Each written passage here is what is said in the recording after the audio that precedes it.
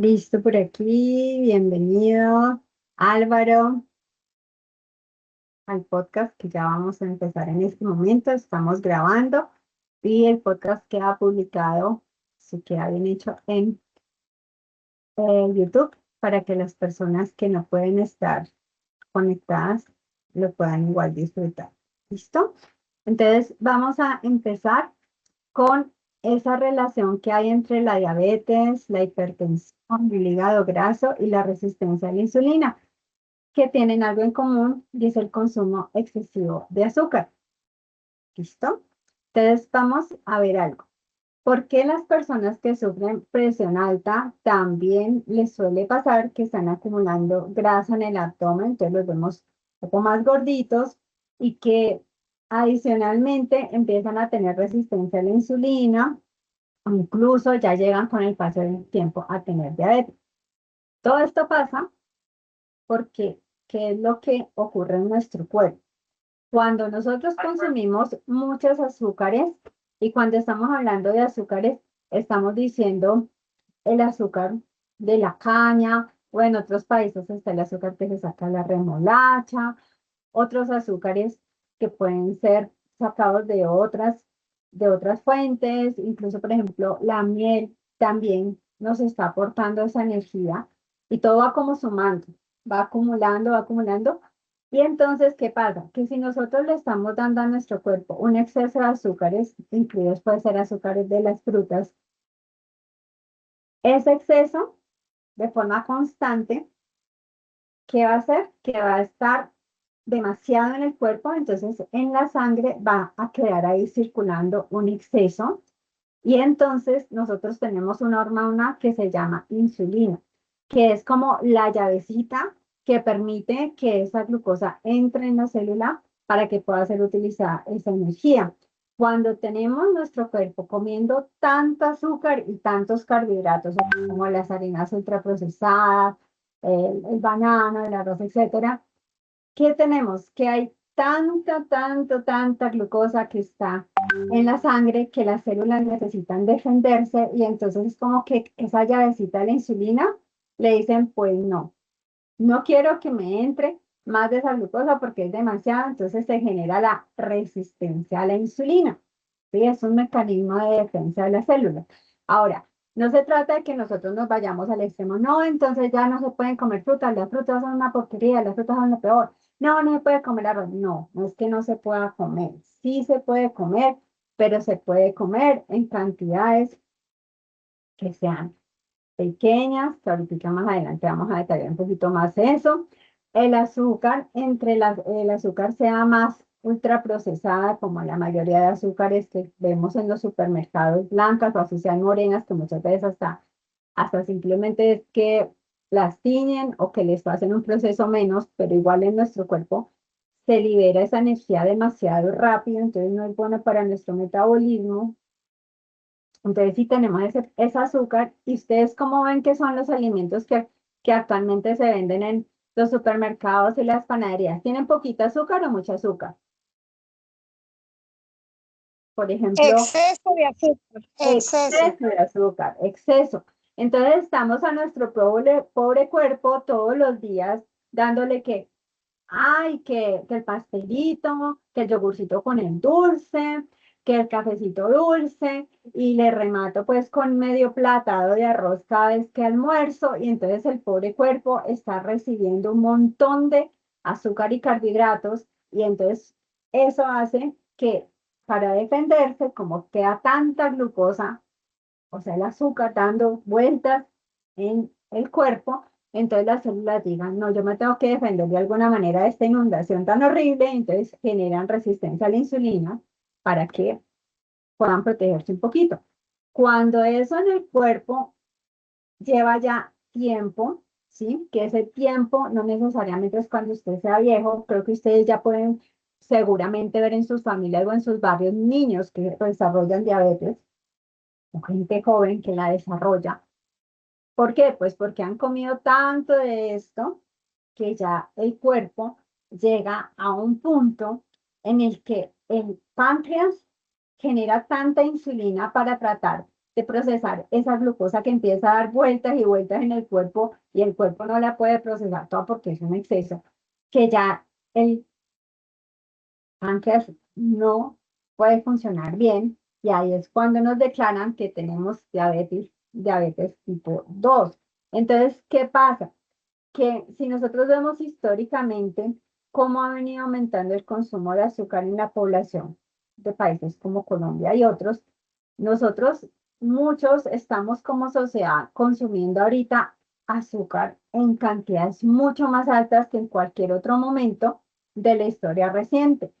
Y eso se da porque además de que comemos que la colombina, que el helado, que la torta, que X, Y, Z, redulce todo, rematamos con alimentos que nosotros no identificamos como que tengan dulce y en realidad sí lo tienen. Como cuáles alimentos, como por ejemplo salsas de tomate, salsas de ensaladas. Entonces, tras de que ya sabemos que estamos comiendo muchas cosas dulces, a veces estamos comiendo otros alimentos procesados que también traen dulce, porque el dulce tiende a ser adictivo, ¿sí?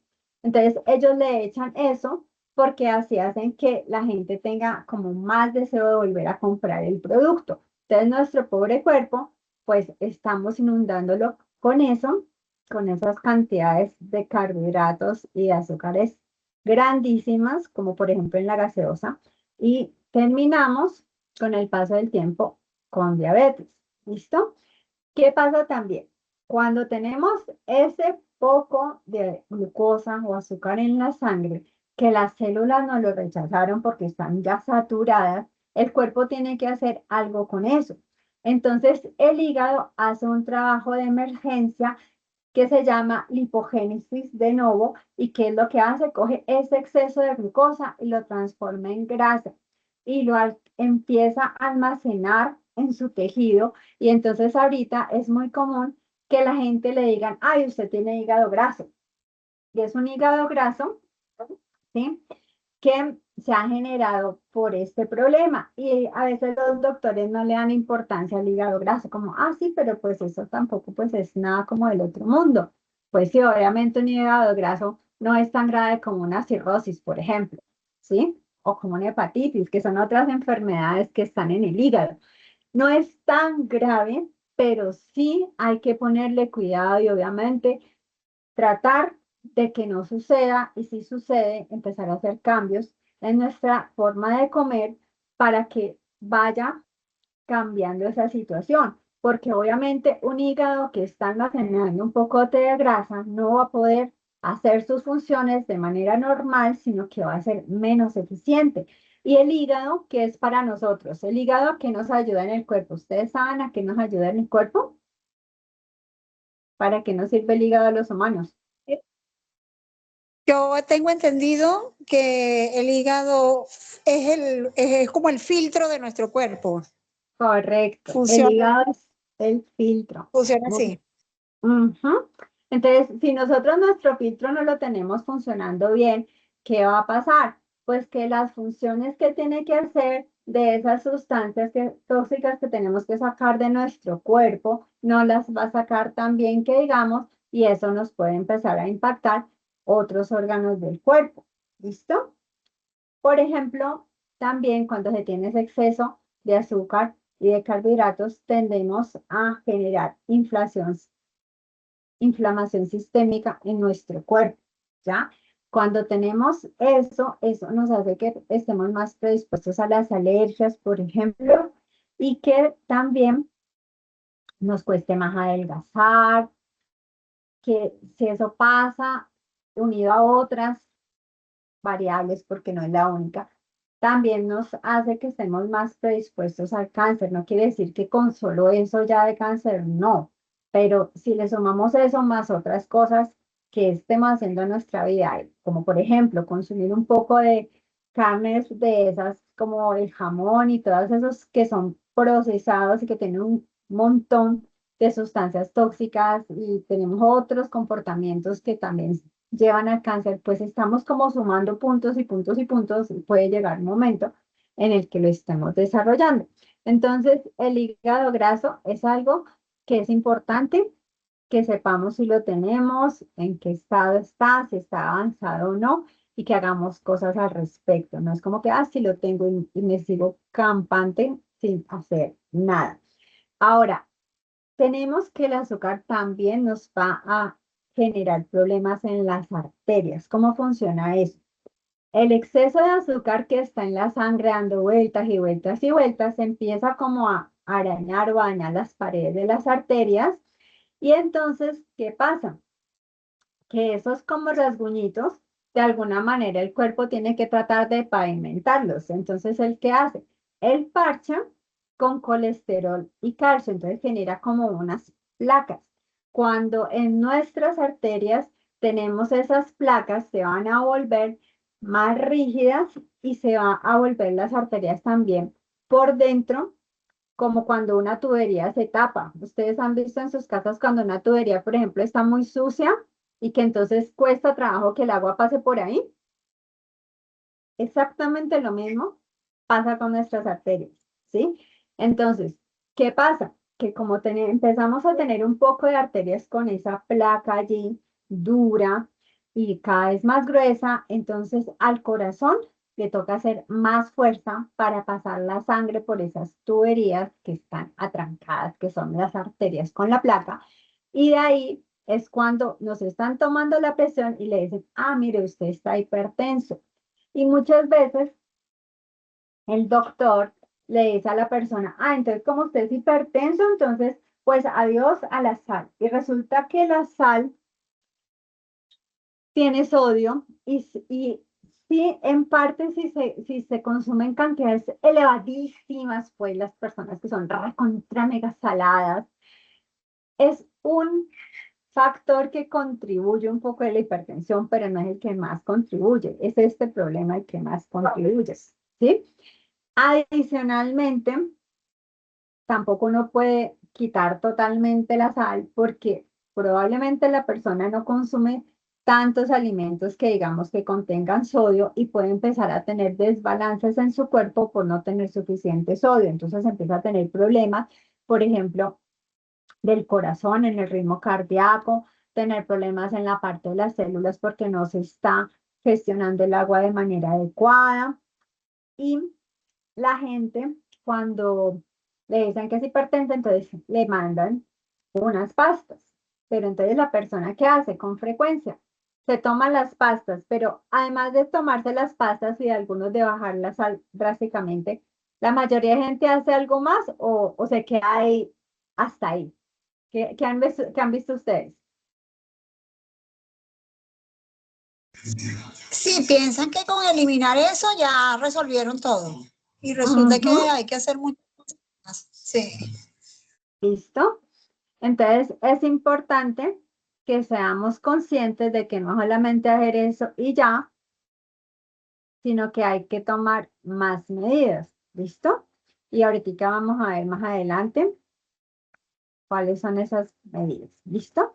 Entonces por aquí, bienvenida a la persona que se unió. Hermides, ¿cómo estás? Estamos aquí en la parte de cómo el azúcar nos hace que nuestras arterias se vuelvan más rígidas porque empieza esa glucosa a circular en las arterias, les hace como rasguñitos, el cuerpo las trata de parchar con calcio y colesterol y esa tubería se llena y entonces la presión arterial sube, ¿ok? Ahora, ¿qué nos ayuda a que este problema se haga más grande? Los aceites hidrogenados. Entonces, ¿qué es lo que ustedes en los últimos años escucharon en los medios de comunicación? Que las grasas que eran que del cerdo, que la mantequilla, que la grasa del pollo, ¿eso cómo era para el cuerpo? ¿Que era bueno o que era pésimo? Que usted no debería de comer eso. ¿Qué escucharon por muchos años?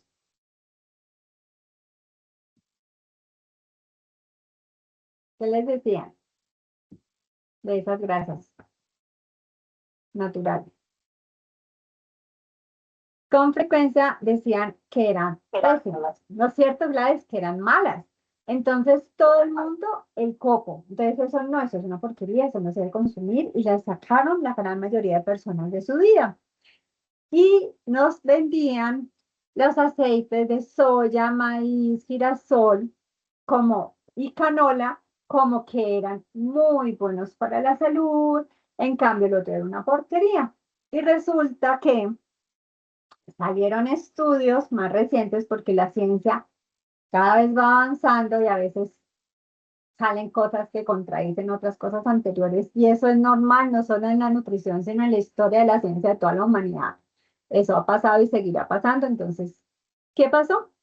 Que salieron estudios que mostraban que estas grasas hidrogenadas, que son la forma en la que producen el aceite de soya, de maíz, de girasol, de palma, son mucho más dañinas para las arterias y para el cuerpo que las grasas naturales de la margarina, del cerdo, del pollito, etcétera. Estas las asimila muchísimo mejor el cuerpo y tienden a quedarse menos en las arterias. Para completar eso, también tenemos que este tipo de aceites están extraídos en su gran mayoría por un proceso que se llama hidrogenación. Ese proceso utiliza un poco de químicos, entre los cuales está el hexano, que es un derivado del petróleo. Entonces, pues yo creo que a ninguno de nosotros nos gusta saber que estamos comiendo petróleo, ¿sí? Que estamos comiendo en nuestra alimentación un derivado del petróleo. Y adicionalmente, estos aceites, cuando se calientan y se reutilizan, tienden a volverse más rápidamente tóxicos que aceites como por ejemplo el de oliva, siempre y cuando el de oliva no se esté calentando pues por encima de 190 grados la mayoría de veces. Entonces, ¿qué hay que tener en cuenta? Que estas grasas que estamos hablando, las grasas malas, no solamente eran malas en un inicio, sino que encima las hacen peor. ¿Por qué? Porque cuando las van a volver margarinas, entonces les hacen unos procesos adicionales y se vuelven grasas trans, que son aún peores para el cuerpo, peores para las arterias, peores en generar inflamación. Entonces, todos esos aceites, si ustedes los pueden sacar de sus vidas, se están haciendo un grandísimo favor, ¿sí? Y ustedes dirán, ah, pero entonces ¿con qué cocinamos? Bueno, aquí está la diapositiva. Usted puede usar aceite de oliva prensado en frío, que sea extra virgen, puede usar el aceite de aguacate. El aceite de aguacate resiste más altas temperaturas que el aceite de oliva. Entonces el aceite de oliva recomienda que sea como para frituras rápidas, como cuando usted está cogiendo unas verduritas y las coge en un wok y le da una salteadita como rápida y ya, listo. Ahí eso le sirve. O cuando se lo da a la ensalada sin cocinarlo ni nada. El de aguacate te resiste un poco más de altas temperaturas, pero no sé si alguno de ustedes ha probado aceite de aguacate. ¿Lo han usado? ¿Lo han probado? ¿Alguno de los que está aquí? Álvaro, Bermúdez, Sí, hola. sí, en alguna oportunidad. Ok, Pero sí, sucede que como son costosos, entonces de ajá, pronto uno no los puede incluir en la dieta diaria porque son más ajá, costosos. listo. Entonces, sí, estos aceites son más costosos que los otros, pero también debemos acostumbrarnos a que podemos usar un poquito, porque otra de las cosas que la gente se acostumbró aquí en Colombia, y me imagino que en más de un país hacen lo mismo, es que ponen a las cosas a nadar en aceite cuando las van a fritar, cuando eso no hay necesidad la gran mayoría de veces de hacerlo. Por ejemplo, si usted va a hacer un huevo frito o va a hacer unas croquetas, usted simplemente unta un poquitico la vasija para que no se pegue, pero no tiene que poner ahí un charco de aceite y que queden las cosas emparamadas de aceite. Entonces, si nosotros hacemos eso de usar poquito aceite, entonces allí no nos va a afectar tanto como digamos el presupuesto y también que tengamos en cuenta que debemos invertir en nuestra salud, que nosotros a veces por ahorrar en el presente comprando aceites que son más baratos, pero son dañinos para nuestra salud, a la larga, ¿qué estamos haciendo? Gastando más plata. ¿Por qué? Porque vamos a tener que comprar medicinas, porque vamos a tener muchas veces que estar en un poco de citas médicas, exámenes, perdiendo días de trabajo, etcétera, que todo eso se puede traducir a plata, ¿no es cierto? Entonces también es importante que nosotros cuando estamos tomando decisiones respecto a los alimentos que compramos, redefinamos eso de qué es lo caro y qué es lo barato. ¿Listo? Ahora voy a mirar si por aquí en el chat hay alguien más que necesita entrar. Sí, ya vamos a entrar. Vamos por aquí. ¿Qué es lo que sale? Álvaro, levantaste la mano, cuéntame. ¿Qué quieres decir? Puedes salirte. Sí, Diana, es que pues sí, de pronto pensé que hay gente que tiene mucha facilidad de conseguir aguacate, pero no sé si de pronto usted está enterada de si el proceso del aceite del aguacate tenga un proceso industrial o algo muy complicado, o de pronto hay forma de sacar el aceite del aguacate y uno utilizarlo. No sé si está enterada de eso o se puede manejar así, porque Sí, hay gente que de pronto tenga aguacates a la mano. sí, mira que sí se puede, Álvaro, caseramente sacar aceite de aguacate. Pueden buscar en YouTube cómo se hace. Justamente hoy estaba dando una clase de comida saludable a dos personas aquí en mi casa y una de ellas me comentó que se puede hacer el aceite de aguacate y hay videos en YouTube donde muestran cómo es el proceso. Lo que ella me habló era que se cogía como la pulpa del aguacate y como que había que cocinarla, que eso empezaba como a soltar la grasita. Entonces lo pueden buscar en YouTube. Yo no sé cómo se hace, pero sí ya me dijeron que sí en YouTube está cómo hacerlo. ¿Listo? Entonces en internet sí podemos encontrarlo. Y como dice Álvaro, muchas veces tenemos en la finca aguacates o hasta en el patio de la casa hay personas que tienen aguacate, ¿no? Tienen los árboles y entonces pueden aprovechar y hacer su propio aceite de aguacate. Tengan en cuenta que el aceite de aguacate, bienvenido, Alexis Erazo. Entonces, ¿qué pasa? El aceite de aguacate hay que tener en cuenta algo que tiene que ver con el sabor. ¿Listo? El aceite de aguacate, ¿cómo es el sabor?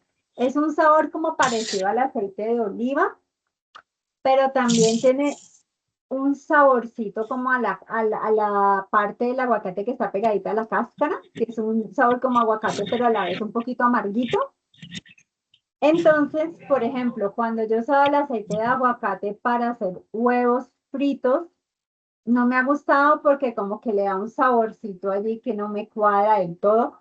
Puede que en otras recetas, dependiendo que otros ingredientes uno le eche a la receta, entonces ya como que esos ingredientes le tapan un poquito ese regustico amargo que a mí particularmente no me gustó. Cuando yo estoy haciendo huevos fritos, por ejemplo, le echo un poquito de aceite de coco y me parece que queda bien. O también puede ser si se va a hacer un fritado rápido y que no esté tan caliente, que uno no lo ponga así súper en alto, también se puede hacer con el de oliva o el aceite de cerdo. Yo tengo la grasa de cerdo, que ya la venden en muchas partes porque como ya salieron estos informes de que estas grasas naturales eran buenas para la salud en realidad, entonces se volvió a poner entre comillas de moda el usarlas y muchos plazas de mercado, tiendas naturistas, mercados de productores agrícolas ya se puede conseguir. Sí, ¿Y sí, tú qué entonces opinas, Diana? Disculpa, eso te iba a preguntar. ¿Qué opinas de la grasa de cerdo? es muy buena. Desde el punto de vista de consumidores,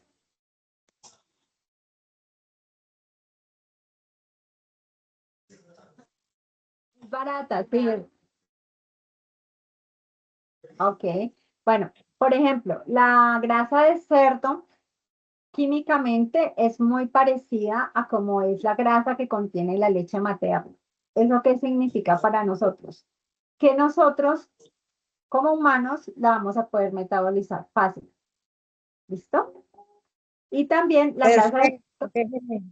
¿Cómo? Esa es la que estoy usando ahorita, Diana, la grasa de cerdo. Es mucho más accesible económicamente y la puedo usar a diario. Y también es resistente a altas temperaturas y le da un saborcito rico también a la comida, ¿no? Entonces también le está aportando sabor. Entonces esa es una Sí, opción buena, práctica y como tú dices, no es tan costosa como un aceite de aguacate, por ejemplo. ¿Listo? Bueno, entonces, ¿qué pasa con estos aceites que dijimos que eran malos? Resulta que ya vimos todo el proceso que pasa en las arterias de cómo se van llenando de ese pavimento con el azúcar y estos van y la embarran más con esos aceites porque es como que a eso que ya se está formando de placa, esto hace que se forme más fácilmente placa, ¿sí? Entonces actúa como un cemento o pegamento con ese calcio y ese colesterol acelerando que se forme placa.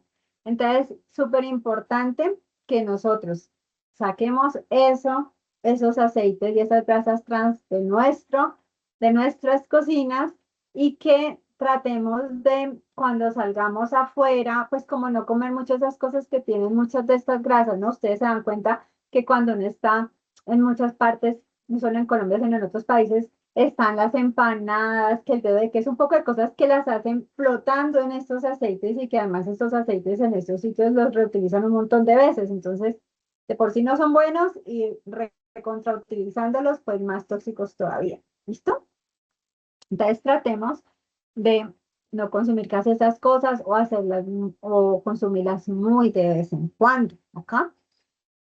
Listo. Ahora, vamos a ver un poquito un fenómeno que se llama la glicación. Resulta que adicional a todo el chicharrón que ya vimos que nos genera el azúcar, todo el problema que genera cuando comemos exceso de azúcares, tenemos un fenómeno químico que se llama glicación. Entonces, ¿qué es lo que hace el azúcar con esto? Lo que hace es como que caramelizara o deformara, ¿sí? Nuestro colesterol protector, que son el LDL y el HDL. Entonces, a veces la gente cuando dice tengo el colesterol alto, piensa que el colesterol per se es algo malo. No, el colesterol es parte de nuestro cuerpo, tiene unas funciones importantes en el mantenimiento de nuestro sistema circulatorio. Lo que pasa es que a veces los niveles en los que están por fuera de ciertos rangos, pero también se ha detectado, y ya hay estudios sobre eso, de que las farmacéuticas han estado bajando y bajando los límites de lo que se considera colesterol saludable para que más gente sea declarada como que tiene colesterol alto y que por lo tanto los médicos les formulen las medicinas para bajarles el colesterol. Entonces, ahí digamos que la interpretación de los exámenes de colesterol hay que mirarlos con lupa porque las, los valores de referencia que están usando están un poco más bajos de lo que deberían estar. Miremos qué pasa con este colesterol. Este colesterol, cuando está funcionando bien, nos mantiene las arterias flexibles, limpias y nos está reparando los tejidos que se van dañando. Lo hace muy bien. Pero cuando tenemos esos excesos de azúcares, entonces ese colesterol se carameliza, que esa es la forma como coloquial de decir lo que le pasa, la forma científica es decir, se tiene glicación o se queda glicado, y entonces pierde esa capacidad de limpiarnos las arterias, las venas y esa capacidad de mantenerlas flexibles. Entonces, si nosotros tenemos ese problema, cierra el micrófono cuando estés hablando con otra persona ya, porfa. Gladys. Listo. Entonces, ¿qué pasa? Bueno, entonces aquí, ¿qué pasa? Que cuando nosotros tenemos que esto se vuelve como caramelizado, por decirlo así, entonces es más pegajoso.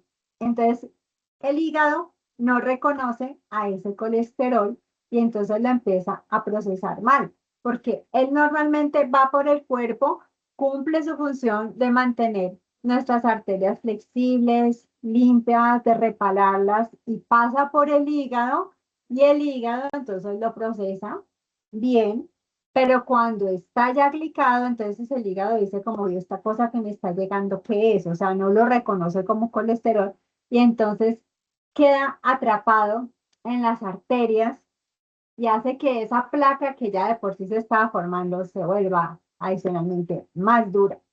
¿Listo? Entonces, miren cómo este consumo de estos aceites que no son buenos para la salud, ya vimos cuáles, unido a estar consumiendo mucho azúcar, nos está pavimentando literalmente nuestras venas y arterias, lo cual genera que el corazón trabaje más y que nuestra presión arterial se suba. ¿Listo? Hasta aquí está todo claro. ¿Alguien tiene alguna pregunta? Diana, Dime. entonces el colesterol, o sea, el colesterol, entonces la fuente de colesterol malo para nuestro cuerpo viene de todas estas grasas dañinas. Listo. Entonces, el colesterol nosotros lo producimos naturalmente en nuestro cuerpo, pero entonces el azúcar, lo que cuando está en exceso, nos hace ese fenómeno químico en que nos lo altera y entonces ya no nos sirve para lo que debería servir y empiezas a endurecer la placa de calcio y que se está formando dentro de nuestras venas, que esa placa en parte se está formando como efecto de estos aceites malos, ¿listo?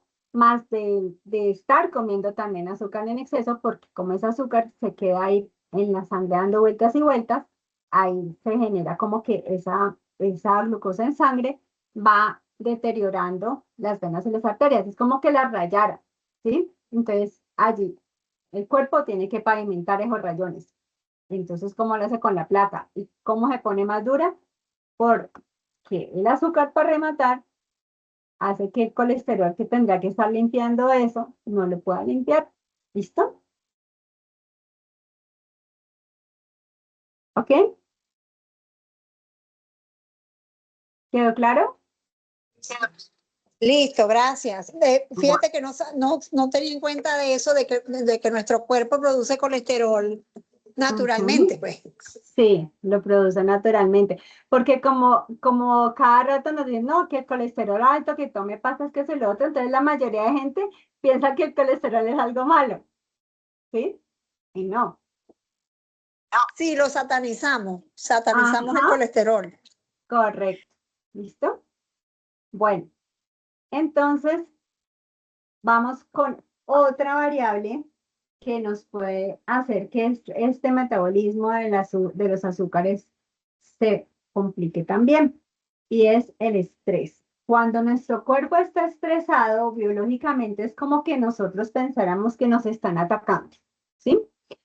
Entonces, cuando nosotros estamos hace miles de años como humanos, entonces, pues estábamos en amenaza de muchas cosas. Por ejemplo, que nos perdimos de la tribu y entonces estamos en el bosque y estamos con miedo de que algún animal nos ataque, estamos peleando una tribu contra otra, etcétera. Entonces, aunque ahorita puede que nosotros no estemos sujetos como a esos mismos peligros, nuestro cuerpo reacciona a otras amenazas que nosotros tengamos en nuestra mente de la misma manera biológicamente. Entonces, puede que ahorita no es que te va a comer un puma, pero tú estás pensando, ay, no, mi jefe mañana como va a venir de mal genio porque otra vez se peleó con la señora, entonces seguro que me va a dar cantaleta y seguro que aunque yo hice esto bien, le va a encontrar el pero y ay, no, qué jartera y ese señor con ese genio que tiene. Entonces usted nada más en su mente imaginándose todo lo que va a pasar el otro día,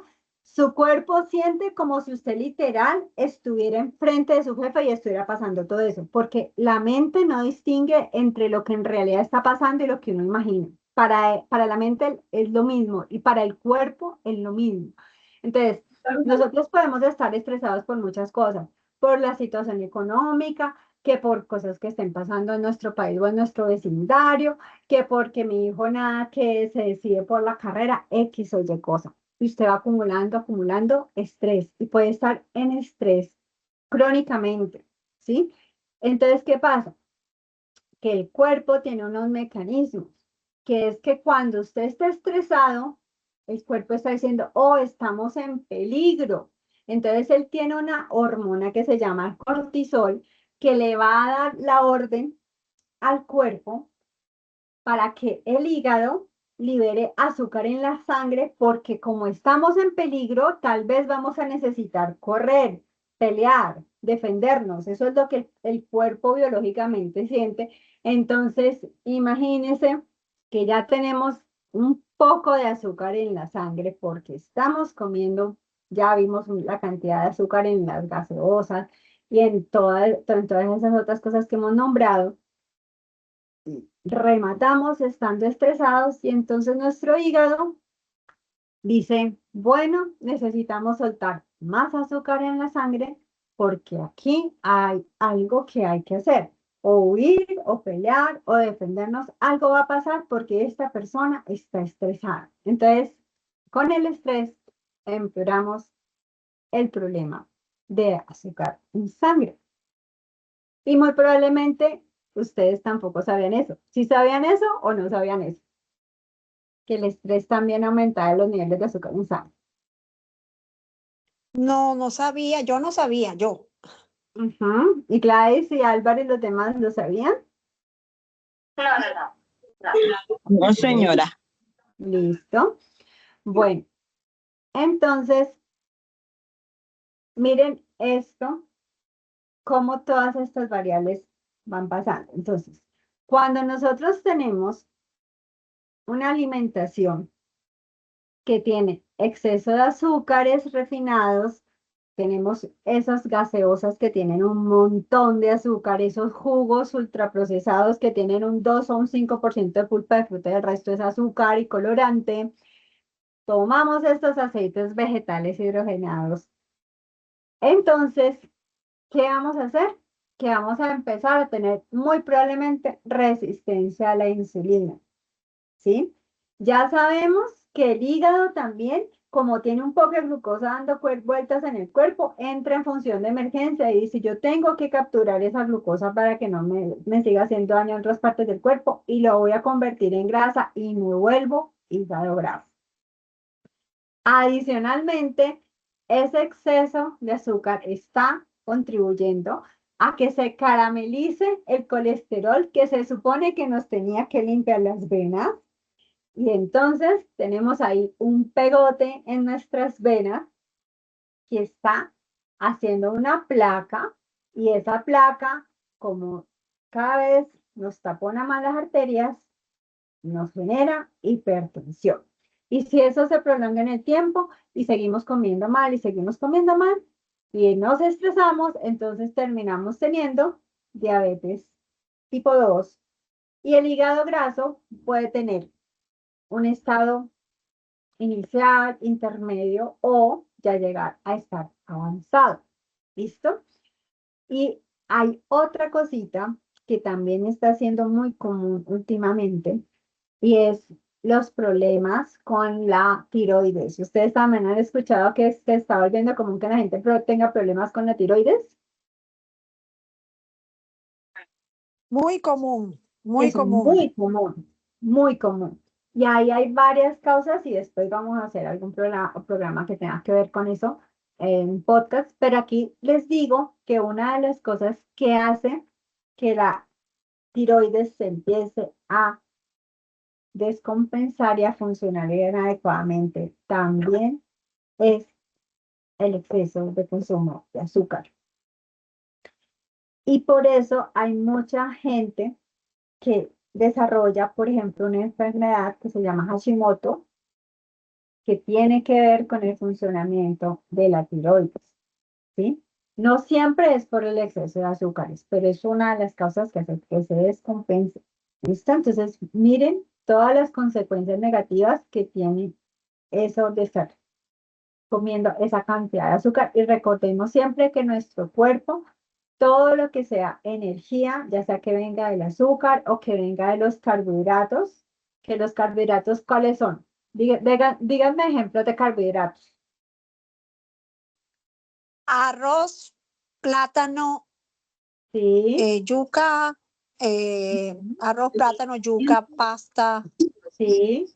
Plátano también, acá incluso Gladys me está diciendo.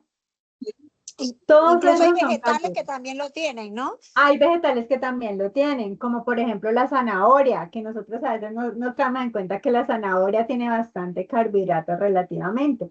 Entonces, ¿qué pasa? No es que ahora satanicemos los carbohidratos y nos vayamos, yo no soy de extremos, ¿sí?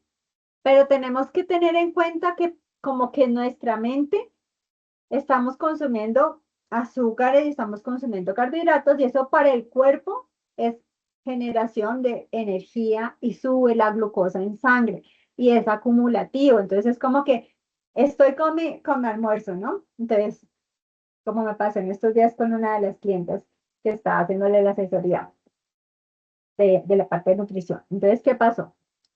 Que ella llega y me manda la foto del plato de comida que se iba a sentar a comer. Y yo sé que ella ya tiene resistencia a la insulina. Entonces resulta que en el plato, un poquito menos de la mitad del plato era arroz. A un ladito estaba la quinoa y se iba a comer el almuerzo con agua de panela.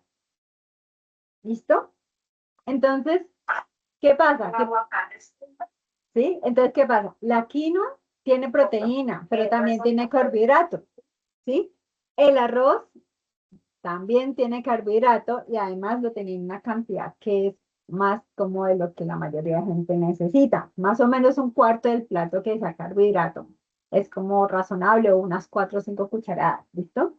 Cuando la gente hace ejercicio físico o tiene profesiones que implican esfuerzo físico, puede que necesite un poco más de carbohidratos, pero también tampoco se debe exceder tanto porque igual le mete mucha energía junta al cuerpo, tenemos esos picos de glucosa y podemos generar con el tiempo resistencia a la insulina, ¿listo?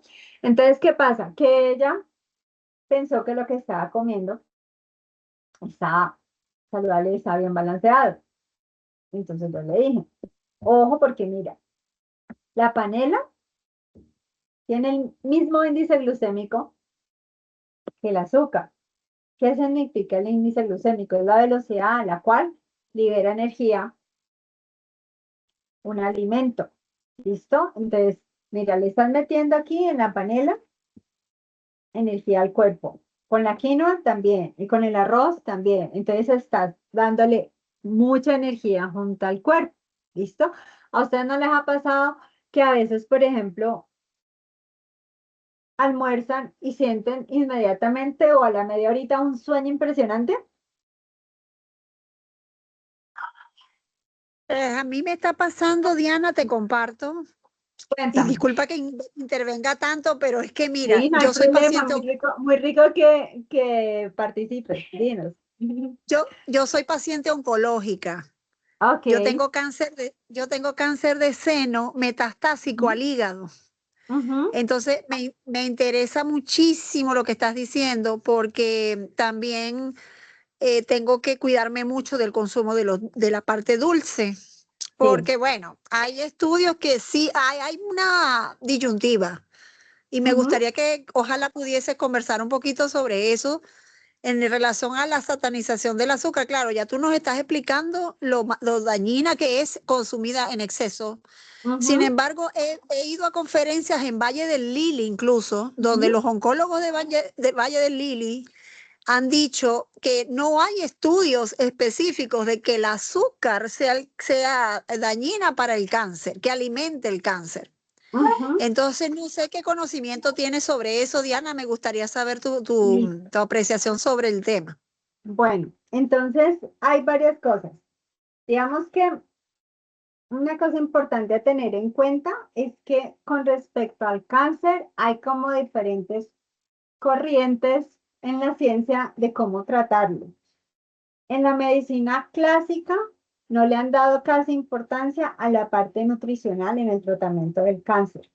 En la medicina holística y alternativa sí le han dado mucha importancia. Entonces, ¿qué es lo que pasa?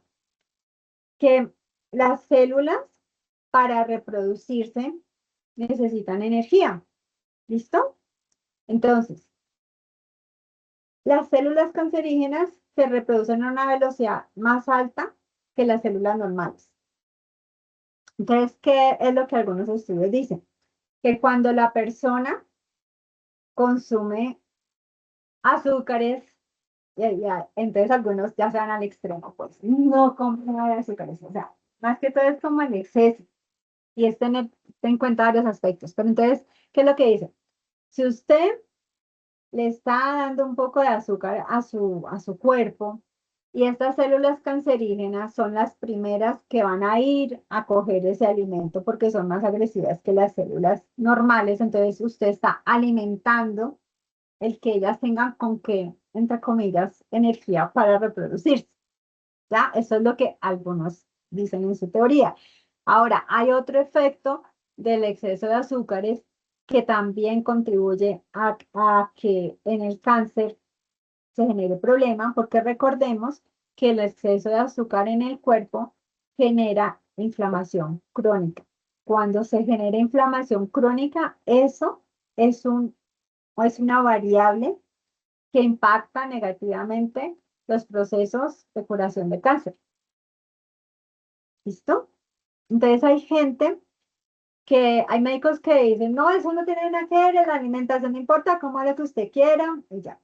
Como hay otros que ya han leído como más cosas y ven otros puntos de vista, y no se basan solamente en la quimio o en la radioterapia, sino que ya tienen un enfoque más integral del paciente. Y entonces, pues que eso también tiene que ver con la formación que les dieron en la universidad, que por muchos años esa parte de alimentación o no se las daban o se las daban súper básicas, ¿sí? Entonces, estaban más entrenados para ver el cuerpo como por partes y para solucionar muchas de las cosas con medicinas, ¿sí? Entonces, ¿qué pasa? Entonces, digamos que no hay necesariamente, no hay una mala intención detrás, sino que es por la forma en la que fueron formados. Pero hay otros que ya dicen, bueno, ya soy consciente que tenemos esa valencia, entonces yo voy a investigar más y me voy a complementar. Entonces, ¿qué pasa? Si una persona disminuye el consumo de azúcares, entonces está generando menos inflamación en el cuerpo y digamos que tiene un poquito menos de energía para estas células, pero igual el cuerpo también para sus células normales que no están enfermas necesita energía, ¿sí? Por ejemplo, si nosotros nos damos cuenta los componentes de la leche materna, mayormente la leche materna es grasa. ¿Y por qué es grasa? Porque el cuerpo, una de las formas que tiene para obtener energía es de la grasa y es una forma de obtener energía que es más estable que los azúcares y los carbohidratos, porque el cuerpo la hace como la desdobla despacito, despacito, entonces es como que es más sostenible. Entonces, ¿qué pasa? Que nosotros en la parte de los tratamientos oncológicos, pues si disminuimos el consumo de azúcar porque nuestra dieta de por sí estaba alta y además nos hacemos el grandísimo favor de quitar esos aceites que ya vimos que no eran buenos para la salud, que también generan inflamación, entonces le estamos dando a nuestro cuerpo unas condiciones mejores para recuperarse. Y si eso en el paso del tiempo, cuando ya nos curemos, pues lo conservamos pues muchísimo mejor. Y adicionalmente ya viste también el efecto negativo que tiene el exceso de azúcar y carbohidratos en el hígado. Y si tu cáncer tiene que ver con el hígado, pues entre más cuides tu hígado, mejor, ¿no? Así es, muchas gracias. Ujú. Listo. Entonces, para esto, de los problemas que ya vimos que se generan de la diabetes tipo 2, la resistencia a la insulina, la hipertensión, el hígado graso, primera recomendación, no solo para eso, sino para toda su vida nutricional. Vuelvan a lo real. ¿Qué es volver a lo real? A los alimentos como lo encontramos en la naturaleza. Que si es una fruta, pues cómase la fruta y ojalá sea la fruta y se la coma entera.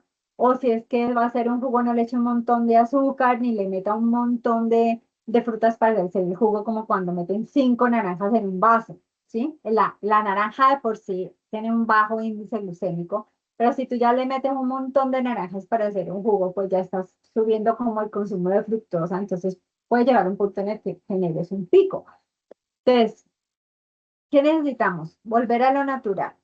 Esas carnes que son ultraprocesadas, ese poco de panes de panadería, de panaderías que no son pues de forma artesanal, sino ya que la gran mayoría de panaderías suelen tener harinas que son ultraprocesadas. ¿Y qué tiene eso? Las harinas ultraprocesadas, que también son las que venden en la tienda y que usted las usa para hacer pasteles y eso, como están tan procesadas, ya les han quitado mucha de la fibra, se pierden parte de los nutrientes y el cuerpo las asimila muy rápido y contribuyen a esas subidas de glucosa en sangre. Entonces, es importante, por eso nos dicen aquí, elimine drásticamente o reduzca el azúcar de mesa, los jugos industriales que ya sabemos que eso es puro dulce y cajina de fruta, los panes dulces, los refrescos, las gaseosas, para que se hagan una idea de lo que le hace una gaseosa al metabolismo de una persona o de un niño. En una sola lata de Coca-Cola está la cantidad de azúcar que un niño normalmente debería máximo de metabolizar en una semana. Y se lo estamos dando en una lata, para que se den cuenta la desproporción. O sea, es una cosa tenaz, tenaz, tenaz. Volvamos a las grasas que son saludables, que son las naturales: mantequilla real, manteca de cerdo, aceite de coco, aceite de oliva, aceite de aguacate. ¿Listo? Comida con un solo ingrediente. ¿Qué significa eso? De que ustedes no han visto cuando uno va al supermercado y lee las etiquetas de todos esos productos procesados. ¿Tiene un solo ingrediente natural o tiene un ingrediente y tiene un poco de cosas que siguen en la etiqueta porque son los conservantes, los saborizantes, los colores? Entonces, cuando usted coge un alimento y lo va a comprar, entre menos cosas diga esa etiqueta de sustancias que no son las naturales, mejor, ¿sí? Entonces, si es un huevo, pues que es huevo, no es huevo deshidratado con yo no sé qué. Que si usted va a comprar queso, lea la etiqueta, porque hay muchos quesos, sobre todo que son, por ejemplo, traídos de Estados Unidos, que usted se pone a leer la etiqueta y aparece por ahí de tercera la leche, y tiene un poco de otras vainas que son puros químicos, que no son buenos para la salud. Entonces, siempre trate de comprar las cosas lo más natural posible y lo que sean frutas y verduras. La mejor manera de aprovechar sus nutrientes al 100%, pues es comérselas crudas. Y si las vas a cocinar, pues trata de cocinarlas poquito tiempo, ¿sí? Menos de 20 minutos. ¿Qué vas a decir? ¿Quieres decir algo? Bueno, otro truco. Diana, en estos días, disculpa, en Sí, estos días fui a comprar, estaba en el ARA, ¿verdad? Bueno, valga la cuña, valga la publicidad. Y definitivamente el tema de las etiquetas, wow, o sea, yo estaba con mi hija y le digo, hija, me provoca una granola, uno dice, no, una cosa sí, tan que uno dice la granola es inofensiva como una saludable. granola.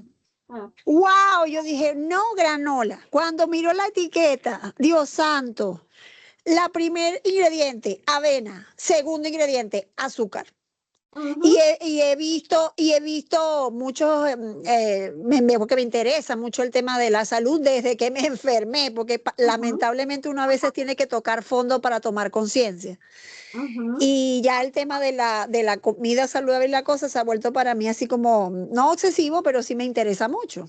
ujú. Y he visto de que lo que tú acabas de decir, lo que esté en mayor proporción en el alimento es lo que va apareciendo en la lista, ¿no?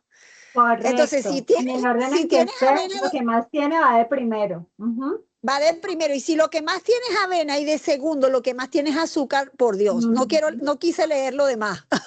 Se me quitaron las Listo, ganas. súper bien. Y siempre acostumbrémonos a leer las etiquetas de todo lo que compramos y que eso sea parte de nuestro proceso de decisión. Y algunas personas dicen, ay, pero pues a veces en las etiquetas no ponen todas las cosas malas que puede tener el alimento. Pues puede que algunas industrias no lo hagan, como puede que otras sí, pero ya de por sí, si la gente usara la información de las etiquetas que ya existen en el mercado y fuera responsable con lo que compra, ¿cuántos problemas no nos ahorraríamos? Es que la información está ahí en el anaquel, es simplemente leerla y elegir bien, ¿sí? Y si alguno esté haciendo trampa, pues eso es un porcentaje bajo, pero por lo menos con lo que tenemos de información podemos filtrar 80-90% de lo que nos pasa por enfrente. Sobradamente, como lo hiciste tú, ¿sí? Y no quiere decir que todas las granolas sean malas. Hay granolas que tienen, por ejemplo, la que yo compro, que la compro en Palmetto, en el mercado orgánico de los sábados, que es de las 5 de la mañana a las 12 del día. Ahí venden una granola que vale como 12.000 pesos, como 400 gramos, y todo lo que trae es natural y está endulzada, por ejemplo, con miel. Y no está dentro de los primeros ingredientes. Entonces, esa, por ejemplo, a mí me gusta. Entonces, es que uno lea, Diana, perdón, ¿sí? ¿me puedes volver a mencionar lo del mercado orgánico que me no sabía? Bueno, resulta que, Palmetto, ajá. bueno, resulta que tal vez muchos caleños conocieron algo que era el mercado orgánico que se hacía en la CBC, en el Confandi de la Avenida Guadalupe. Ese mercado orgánico que se hacía allí, que eso fue fomentado por la CBC, y es todo un proceso de productores que llevan muchos años. Ese mercado, desde hace varios años, se hace en el parque al lado de Palmetto, o sea, sobre la parte del centro comercial que da sobre las 50.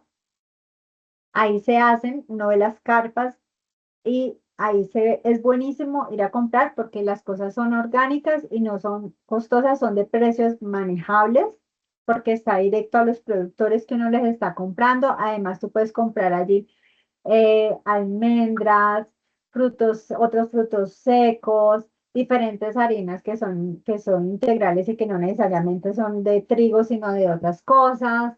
Puedes comprar productos de cabra, pollo campesino, huevos campesinos, frutas y verduras. Entonces, yo amo ese mercado. Es un muy buen lugar para Ay, ir qué a rico. ¿Me vuelves me repites por favor el horario y los días? Por favor. los sábados de 5 de la mañana a 12 del día. ¿Listo? Sábados, 5 de la mañana a 12 del día. Entre más temprano tú vayas, por ejemplo, 7, 8 de la mañana, más variedad de cosas vas a encontrar, porque entre más tarde llegues, ya muchas de las cosas de uso más común se van a agotar. Por ejemplo, que los tomates, que la lechuga, ¿sí? Entonces, una buena hora para llegar, si uno no quiere madrugar tanto, pues que llegue allá a las 8 de la mañana, está bien. Vas a encontrar muy posiblemente todavía un muy buen surtido de las cosas. ¿Listo? Gracias, Diana. Qué bendición. Ok, Gracias. con mucho gusto. Me gusta mucho apoyar a todos los que están esforzándose por hacer las cosas bien para la tierra y para las personas. Y que nosotros también apoyemos y valoremos el trabajo de esas personas, ¿sí? Y que seamos justos también al negociar con ellos, porque a veces uno como consumidor es como que, ay, y me rebaja, y uno ya ve que el precio de por sí no es que esté caro y que está haciendo un esfuerzo a la persona por hacer las cosas bien hechas, y uno también tiene que valorar eso, ¿no? Que le están cuidando la salud, que están cuidando la naturaleza. Otro truco que podemos usar es el truco que aquí aparece en la diapositiva como el truco del orden. Cuando uno come y quiere ayudar a que el orden en que come las cosas le mantenga los niveles de glucosa en sangre sin esos picos tan fuertes, además de no comer ese montón de azúcar y carbohidratos juntos, ¿qué puede hacer? Puede primero comerse la ensalada. ¿Por qué?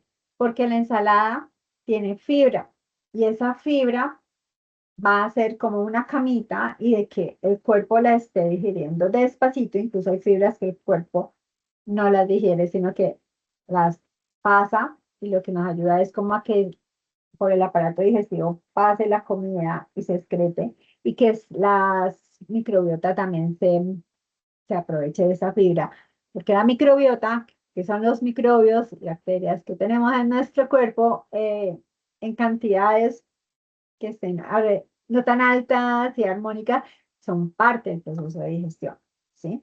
Incluso en la boca, no usen esos enjuagues bucales, porque es que la digestión empieza con la boca. Eso es que se quitan las bacterias de la boca. Es que es normal que la boca tenga bacterias, es parte de nuestra microbiota natural.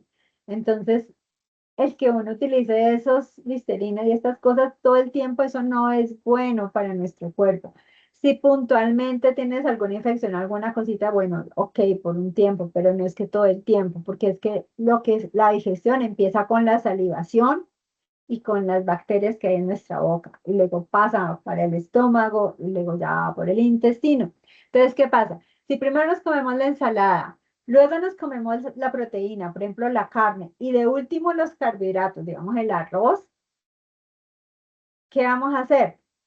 Que como comimos primero las otras cosas, el cuerpo va a empezar a asimilarlas y eso va a generar que estos carbohidratos y estos azúcares se digieran más despacito, porque es como que, como cuando uno está en un semáforo que van llegando los carros y entonces se va haciendo más despacito el tránsito, pues eso es lo que estamos haciendo. Entonces, este truco es muy bueno. Primero comernos la ensalada, luego comernos la proteína y de último los carbohidratos y si tenemos algo de azúcar. Otra cosa que la gente dice es que los dulces son malos. Nosotros podemos comer todo el dulce que nos dé la real gana, pero seamos estratégicos. Lo que nos gusta es el sabor dulce y el sabor dulce lo podemos obtener no necesariamente solo del azúcar. El sabor dulce no puede, se lo podemos dar a las comidas, por ejemplo, con fruto del monje, que es un fruto asiático que tiene 0 calorías naturalmente, y que aquí en Colombia ya podemos conseguir el concentrado de fruto del monje que viene disuelto en agua con un poquito de ácido cítrico, que es un conservante que es natural. Entonces, esa es una opción, por ejemplo, y endulza muchísimo, entonces uno con unas gotitas ya endulza. La stevia es otra opción, pero ojo con la stevia, porque la stevia no es que usted llega y como vio el letrero de stevia, cogió el sobrecito, no leyó la etiqueta y está comiendo una cosa más tóxica que el azúcar. ¿Por qué? Porque mucho de lo que dice con stevia tiene otras sustancias químicas antes de la stevia. Entonces está, por ejemplo, de tercera la stevia o de segunda, y lo que mayormente tiene es otra sustancia que es algo que está reemplazando el azúcar y que muchos de esos reemplazos del azúcar son ultraprocesados, que son pésimos para la salud. Entonces, cuando usted va a comprar la stevia, tiene 3 formas de usarla. La número 1 es facilísima. Usted puede tener stevia en su casa, aquí en Cali se da. Tiene su matica y coge las hojitas. Usted puede hacer una infusión con eso, pero solamente cocínela, o sea, poner a hervir el agua, mete la stevia y la deja unos 2 o 3 minutos, apaga, deja allí y tiene esa agüita y usted esa agüita se le va echando a las cosas, la deja en la nevera y por ahí le dura 5 días. Una forma más fácil todavía. Usted en los supermercados, en prácticamente todos los supermercados de Cali, en la parte donde están los condimentos que son las hierbas, ahí venden los paqueticos de stevia ya seca. Entonces usted puede coger esa stevia y en su procesador de alimentos, o si su licuadora tiene buena potencia, lo mete y le va a volver eso un polvito.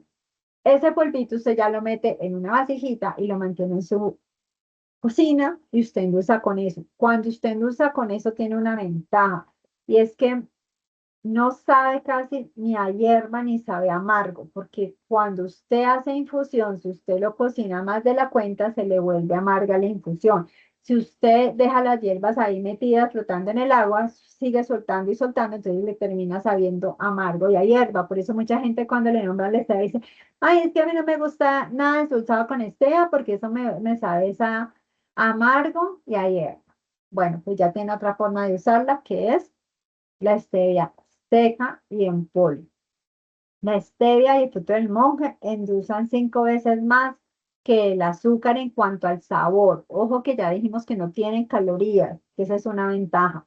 Entonces, ¿qué significa? Que usted puede hacerse todos los postres que usted quiera y usted lo endulza con eso y no está generando un pico de glucosa en su sangre. Entonces, no renuncie a los dulces. Hágase sus postres, pero endúcelos con estas dos opciones, por ejemplo. ¿Listo? Diana, disculpa, ¿qué opinas de la alulosa que está tan famosa ahorita en redes? Pésima.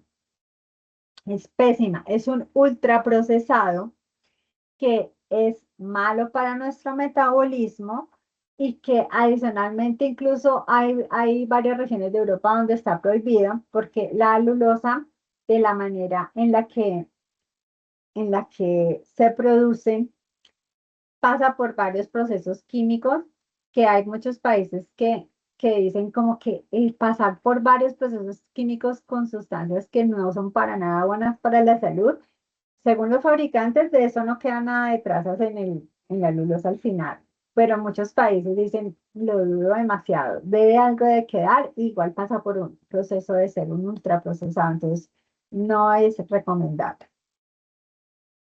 Dicen, no, pues es que a algunas personas pues le puede sentar un poco mal, pero mira, todo lo que sea ultraprocesado, éxitos, no lo usen, porque están metiendo a su cuerpo sustancias que pasaron por muchos procesos químicos, que eso no es bueno para la salud, en términos generales. Y nosotros como consumidores tenemos que acostumbrar nuestro paladar a endulzar las cosas con otras cosas que, o con poquitica azúcar, ¿sí? Porque el exceso es el que nos genera el azúcar, igual se metaboliza rápido, entonces si no queremos picos, pues podemos usar estas otras alternativas. También aprovechemos mucho el dulzor natural de las frutas. El banano, por ejemplo, si uno hace una torta con banano, lo más posible es que si el banano estaba maduro, no va a necesitar ni siquiera endulzarlo con nada. Si vas a hacer una mermelada de mango maduro, no necesitas echarle absolutamente nada más para endulzarlo porque ya de por sí es dulce, ¿sí? Entonces, aprovechemos eso y acostumbrémonos a que si tiene otra cosa, como la panela, la miel, los dátiles también son formas de endulzar muchos de los postres, pues no vas a ver azúcar, y obvio, es que es como, usted se come una mazorca y usted quiere que la mazorca le sepa papa, pues no, pues sea mazorca. Entonces es como que nosotros también como consumidores dejemos esa obsesión de que nos tiene que saber a lo que sabe con azúcar. No, si usted lo endulzó con dátil, pues le va a saber endulzado con dátil. Si lo endulzó con miel, endulzado con miel. Si lo endulzó con fruta del monje, le va a saber endulzado con fruta del monje y es muy parecido a como sabe con el azúcar. Pero no, esa obsesión, porque no me tiene que saber cómo me sabe el ultraprocesado, me tiene que saber cómo me sabe el azúcar. ¿Qué hace?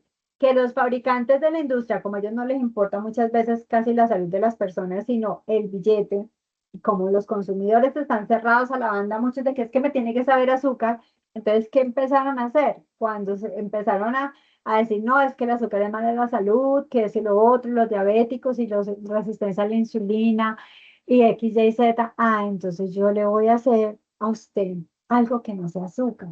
Entonces el empaque dice que no tiene azúcar, pero tiene sucralosa o tiene otras de las cosas que la reemplazan, que son ultraprocesados. El aspartame, que además es cancerígeno y que ya están estudios hace años que demuestran que es cancerígeno y sin embargo lo siguen vendiendo y sin embargo la gente lo sigue comprando. Entonces, los que lo producen y saben que es cancerígeno están siendo irresponsables. Y yo digo, y igual o más irresponsable el consumidor que hace años le están diciendo que eso genera cáncer y lo sigue comprando. Si tenemos la información en la cara y no actuamos respecto a lo que ya sabemos, estamos evadiendo también parte de nuestra responsabilidad. Y por eso es tan importante que apoyemos a los emprendimientos y a los productores y a los agricultores que se esfuerzan por hacer las cosas bien para nuestra salud, bien para el planeta, bien para que las cosas sean justas. No podemos nosotros comparar los precios a los que ellos nos están dando las cosas con los precios de todo un sistema que lo único que le importaba es el dinero. Y que, por ejemplo, ¿qué pasa con los alimentos que se cultivan con pesticidas y agroquímicos? ¿Quiénes son los que más ganan plata con eso? ¿Son los campesinos o son los intermediarios? Los intermediarios, Los claro. intermediarios, ¿sí? Entonces, están dañando la salud de las personas, están dañando la naturaleza, están siendo injustos con el productor, pero yo como consumidor soy tan descarado en esta vida que no compro lo que me están vendiendo en Palmetto porque es que me sale más barato en la Galería Santa Elena. A ver, ¿Cómo vas a comparar toda una cadena de suministro que está hecha pateando tu salud, pateando la naturaleza y pateando al productor con otra cadena donde estas personas llevan años mejorando sus cultivos para que sean orgánicos, que te preparan las cosas sin químicos, pero a vos lo que te importa es que se te salió más barato en el supermercado X o en la galería los vegetales o las frutas, o como me pasó con una persona que vive por acá donde yo vivo, que me dicen, mira Diana, tus pasteles son de muy buena calidad, son saludables, son ricos, me gustan. Pero mira, te voy a decir la verdad. Yo prefiero en lugar de comprarte un pastel a ti, comprarme una torta de esas del supermercado, que yo sé que son malas para mi salud, pero son más grandes y me rinden más. Y entonces yo llego y la meto en el congelador y voy sacando por partes y me sirve para todo el mes. Y yo me le quedaba mirando como, o sea, qué tristeza, Ay, no lo puedo porque no es creer. solo él. En No la lo gran puedo mayoría de creer. consumidores En toman decisiones serio. así, ¿sí? Lo que les importa es que les Dios. salga barato y después se quejan porque se enferman. Wow. Una pregunta, Diana. ¿Cómo saber si uno tiene resistencia a la insulina? Para eso te tienen que hacer unos exámenes médicos. Entonces, cuando vayas al médico, le puedes decir que sí, por favor, te puede ordenar unos exámenes para que te detecten eso, porque eso tiene un examen especial que busca unos indicadores biológicos de que eso está sucediendo, ¿ya? Entonces, cuando uno va al médico, si uno está en la EPS, por ejemplo, el médico general le puede ordenar ese examen, o cuando va, por ejemplo, en tu caso, cuando vas a la oncóloga también le puedes preguntar. Y también hay como algunos síntomas de resistencia a la insulina. Bueno, entonces vamos a buscar aquí los síntomas que tiene la resistencia a la insulina.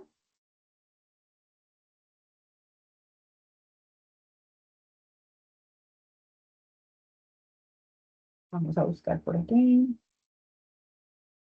La resistencia a la insulina suele ser silenciosa y no presentar síntomas en sus etapas iniciales. Cuando se manifiesta, los síntomas más frecuentes son el oscurecimiento de la piel en los pliegues del cuerpo. ¿Listo? Dificultad para perder peso, aumento del apetito y fatiga constante. ¿Listo? Esas son como algunas de las... Y también puede estarse presentando cuando hay niveles altos de triglicéridos y de colesterol, cuando está descuadrado los niveles del colesterol. Hay algo que es técnicamente un error, pero lo van a encontrar en muchos, en muchas fuentes que dicen el colesterol malo. Ustedes ya se dieron cuenta que el colesterol lo produce el cuerpo y que el colesterol es bueno, pero entonces hay cierto tipo de colesterol que está haciendo como por la forma en la que la gente come, que esté más subido de los niveles de lo recomendable. Y entonces dice el colesterol malo, pero es que el colesterol no es que sea malo per se. Ya vimos que no lo genera el cuerpo y que tiene una función muy importante, ¿sí? Entonces ya sabemos que si nuestros triglicéridos y nuestro colesterol está teniendo problemas, eso puede estar relacionado con resistencia a la insulina, pero hay un examen específicamente donde se ve eso. ¿Listo? ¿Ok? Eh, La próxima que vaya al médico lo voy a solicitar. Ajá, Gracias. ok. Bueno, vamos a ver qué más tengo por aquí.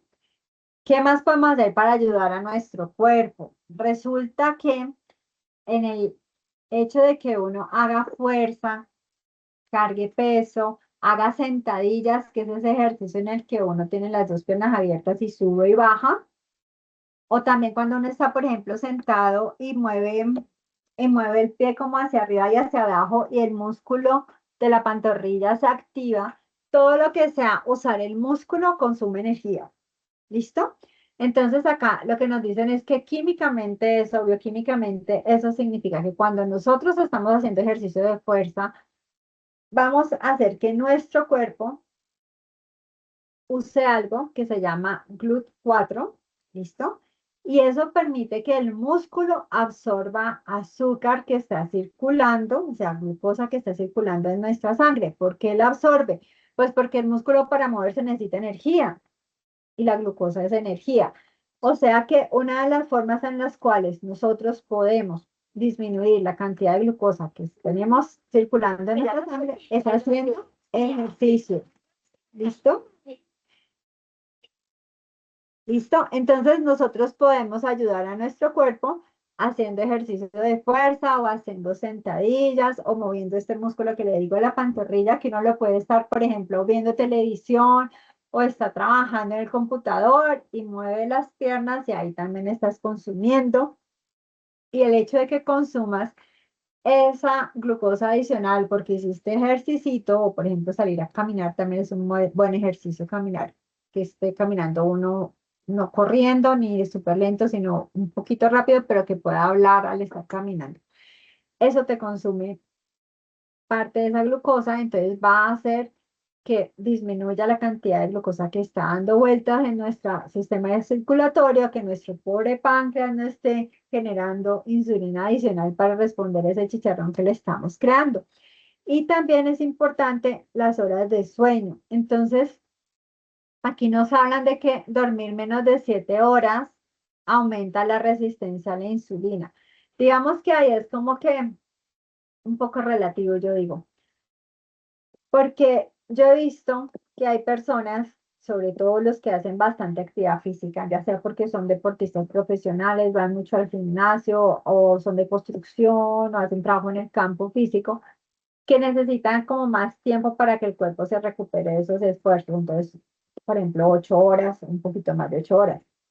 7 horas es otras personas y yo, por ejemplo, a mi cuerpo a las 6 horas literal se me despierta.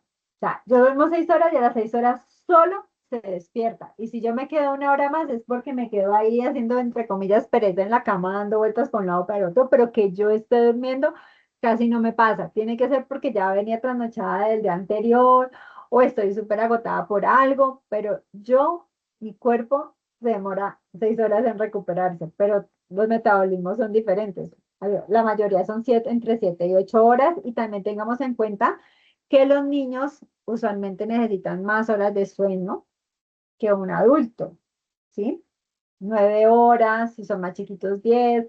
Ustedes han visto cuando los bebecitos están de meses que la mayor parte del día se la pasan durmiendo, ¿sí? Cuando nosotros estamos durmiendo las horas adecuadas y no hemos comido un montón de comida antes de dormir, nuestro cuerpo va a poder regenerar nuestro sistema digestivo, nuestro hígado va a estar con el tiempo, esa ventanita de tiempo entre las 10 de la noche y la 1 de la mañana es súper importante para el trabajo que hace el hígado de desintoxicar el cuerpo. Es muy importante. ¿Cómo le ayudamos a nuestro hígado?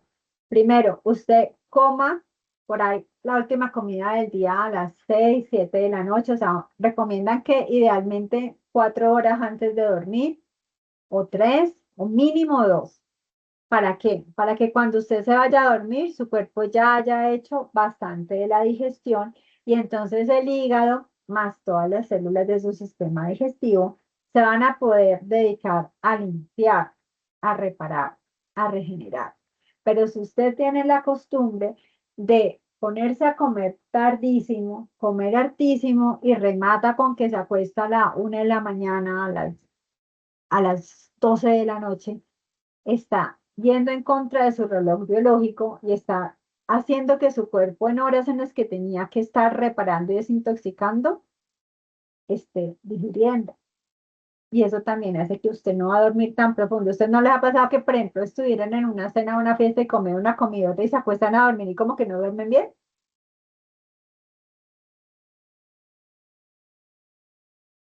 Sí, sí, no logras conciliar el sueño tan fácil. Ujú. ¿Listo? Entonces es importante que hagamos eso. Digamos, en esa parte yo tengo que disciplinarme mejor porque yo siento que mi cuerpo a las 10:30 ya es la hora como que ya le gustaría irse a dormir. Y yo muchas veces me quedo en el celular y me acuesto más tarde Y ese es un mal hábito que yo necesito corregir y estoy trabajando en ello. Y tengo que ser como radical en eso, porque como les digo, esa ventana entre las 10 y la 1 es muy importante para el hígado. Y si nosotros respetamos como los ciclos naturales de nuestro cuerpo, pues nuestro cuerpo va a funcionar mejor. ¿Listo? Y eso es todo lo que tenía preparado para el día de hoy. Cuéntenme cómo les ha parecido útil la información, cómo les pareció. Me encantó la información, muy buena. Aprendí Ok. muchísimo. Te iba a Ok. preguntar, Diana, antes de cerrar, Ujú, Pepita preguntona, ujú. em, ¿qué opinas del ayuno intermitente? A mí particularmente me gusta. Y de hecho en los tratamientos para el cáncer, pues, hay médicos que lo utilizan. ¿En qué se basa pues el ayuno intermitente? Que de hecho está de moda, entre comillas, recientemente, pero si vemos en las culturas ancestrales, en muchísimas culturas, existe el ayuno, ¿no? Y existe el ayuno por motivos religiosos, como una forma de purificar el alma y de centrarse como en Dios y el cuerpo también. Y el ayuno ahorita, el intermitente se basa como en algunas lógicas ya científicas, pero que en sus orígenes se basaron en estudiar las diferentes formas de ayuno que tenían a veces varias culturas. Entonces, ¿qué es lo que pasa?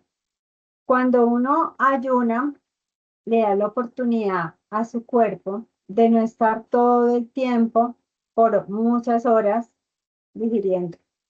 Entonces, cuando eso pasa, ya sabemos que nuestro cuerpo, entonces si lo hacemos en la noche, que no comemos tan cerca del momento en que nos acostamos, sino que le damos al cuerpo 3 horas, 4 horas. Entonces, ¿qué va a pasar? Podemos generar una ventanita en la que nuestro sistema digestivo no está concentrado en estar digiriendo casi alimentos, sino que le estamos dando una ventana desde las 7 de la noche que comimos o 6 hasta las 6 o 7 de la mañana el otro día. Esas son 12 horas en las que tú no estás consumiendo alimento, en las que dormiste y le diste a tu cuerpo la oportunidad de hacer otras funciones, no estar ocupado digiriendo. Y eso es muy bueno para la regeneración.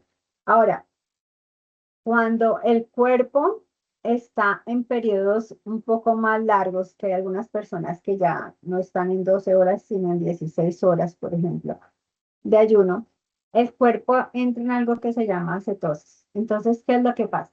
Que cuando el cuerpo no está recibiendo alimentos que le estén suministrando energía, entonces él empieza a hacer algo muy interesante y es que empieza a utilizar la grasa que tiene acumulada en los órganos, ¿sí? Porque ustedes se han dado cuenta que cuando uno come carbohidratos y azúcar y no está gastando toda esa energía, pues se va engordando, ¿no? ¿Y cómo se engorda? Pues porque está nuestro cuerpo almacenando eso en forma de grasa. Entonces, cuando no le estoy dando alimentos que le den energía, el cuerpo empieza a activar este otro mecanismo de entonces de nuestra grasa, empezar a quemar esa grasa para darnos energía. Y eso es bueno porque pues no se queda esa grasa acumulada mucho tiempo en el cuerpo y adicionalmente esa grasa a veces viene también acumulada con toxinas. Entonces el cuerpo al estarla consumiendo está limpiando también esas toxinas de su sistema y adicionalmente, cuando ese tiempo se prolonga, se genera algo y es que otra forma en la que el cuerpo como que consigue nutrientes es comiéndose, por decirlo así, con el sistema inmune, las células que ya son muy viejas o están enfermas. Entonces, en el caso de los pacientes que son oncológicos, hay médicos que les incluyen el ayuno intermitente como parte del tratamiento para que se active esa cetosis y entonces el sistema inmune se coma células de las que son cancerígenas. Ya el sistema inmune de por sí naturalmente lo hace, pero cuando está en cetosis lo hace más, ¿ya? Entonces, eso es lo que pasa. Ahí lo que yo te recomendaría es que lo hables como con tu oncóloga para ver más o menos cuántas horas, pues con que lo hagas 12 horas, que es bastante, ya es manejable. Y también tiene que ver la persona, por ejemplo, qué otras cosas tiene en cuanto a salud. Porque, digamos, si la persona es de las que tiende a estar en el nivel de glucosa en sangre por debajo de lo normal o, o muy en el límite y hace un ayuno intermitente de más de 12 horas, muy posiblemente puede tener problemas de que se le baje demasiado el azúcar en la sangre, entonces se siente súper maluca, fatiga extrema, y si ya viene mal alimentada de otros días, entonces hasta hay gente pues, que se puede desmayar, pero eso tiene que ser porque ya tiene súper descompensado, no de un día, sino de varios, pues, y que ya tiene muy marcada esa glucosa bajita en sangre. Entonces, eso es lo que tiene que ver con el ayuno intermitente. Es una forma, hay diferentes formas de hacerlo. Ahora, digamos que si lo vemos en la parte ancestral, eh, digamos en el budismo, en los templos budistas, los monjes hacen solamente 2 comidas en el día. Hacen una comida que es en la mañana y luego hacen una comida como a las 3 de la tarde. Entonces, hay gente que en estos años recientes están algunos tomando esa costumbre de hacer solamente 2 comidas en el día. También depende mucho de uno qué tipo de alimentos tiene. Si su cuerpo tolera bien el aumentar las grasas, porque el hígado no está como muy afectado en su funcionamiento, entonces hay personas que disminuyen drásticamente los carbohidratos y aumentan un poco la grasa para que el cuerpo saque mucha de esa energía de la grasa. Entonces allí, pues van a tener como que los niveles de glucosa en sangre un poco más estables y eso les va a ayudar en estas cosas por ejemplo, comer solamente 2 veces en el día.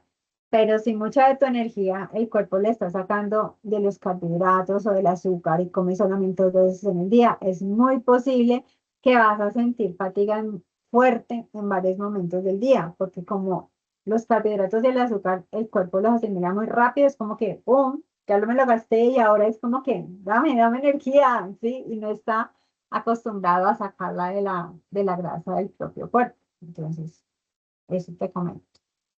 ¿Listo? ¿Alguna otra pregunta? Gracias, gracias. Sí. ¿Qué tal es el café? Por ejemplo, Bueno, del café hay como los defensores y los detractores dentro de los mismos especialistas en temas de nutrición. Yo, ahorita, ¿cuál es la posición que tengo respecto al café?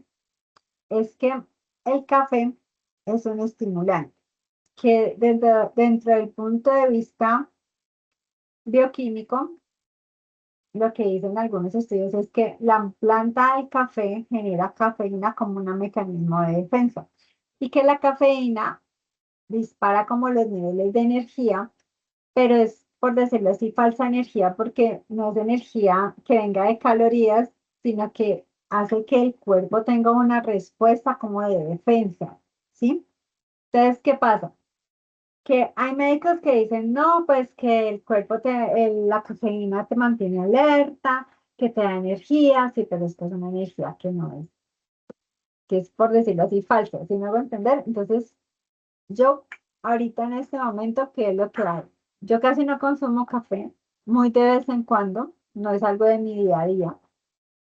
Y ni café ni alcohol, porque lo que yo trato de hacer es como que mi cuerpo, sus ritmos sean muy naturales, no alterados por el alcohol o por la cafeína o por ejemplo las personas que fuman. Entonces es muy común que la gente que fuma también tome mucho café. Entonces tiene totalmente el metabolismo y su ritmo alteradísimo porque el café lo acelera. ¿Y cómo se calma? Con el cigarrillo, porque la nicotina relaja. Entonces tiene totalmente como alterado su ciclo, ¿sí? Entonces, yo personalmente no soy muy fan de estar tomando café todos los días. De vez en cuando como que lo tomo y también hay algunos estudios que dicen que cuando las mujeres toman café en la mañana, eso tiende a reducir la capacidad de absorber calcio. Y las mujeres, sobre todo que están en perimenopausia y en menopausia, tienen más pérdida ósea que los hombres en cuanto al calcio, ¿ya?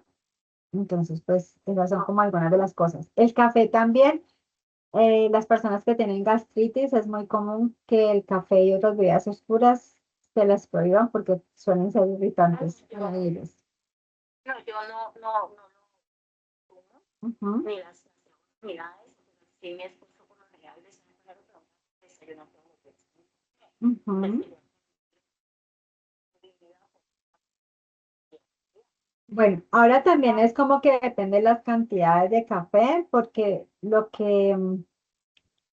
que hablan de que pues el café que tiene ese efecto negativo y esto, también hay como unos niveles. Entonces, digamos, si se está tomando una taza de café al día, no es una cantidad tan significativa. Es que hay gente que toma mucho café durante el día, 3, 4, 5 vasos, y la cafeína es adictiva.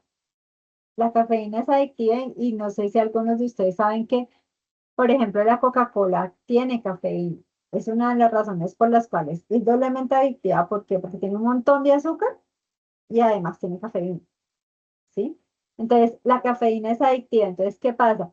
Que cuando la persona, digamos que consume cantidades pequeñas, digamos una taza al día, probablemente nunca en su vida ha tenido ningún efecto como negativo del café. Cuando ya las personas se acostumbran a que para estudiar más, para trabajar más, es cafeína, cafeína, y se toman, o también por costumbre familiares, porque yo he visto muchas familias en Colombia que hacen su olla de café y son todo el día tomando café, y toman, y toman, y toman. Como, como la cafeína es adictiva, cuando estas personas disminuyen su consumo de cafeína, es común que sientan como nerviosismo y algunas incluso dolor de cabeza. Y cuando ya dejan de consumirla y el cuerpo más o menos a los 15 días, 3 semanas, ya como que suelta la dependencia, entonces ya dejan de tener los síntomas. Pero la gente que tiene adicción a la cafeína, eso sí genera por un tiempo síntomas como los que te estoy diciendo, ¿ya? Pero si es, por ejemplo, uno en el día, no suele generar ese tipo de problemas normalmente.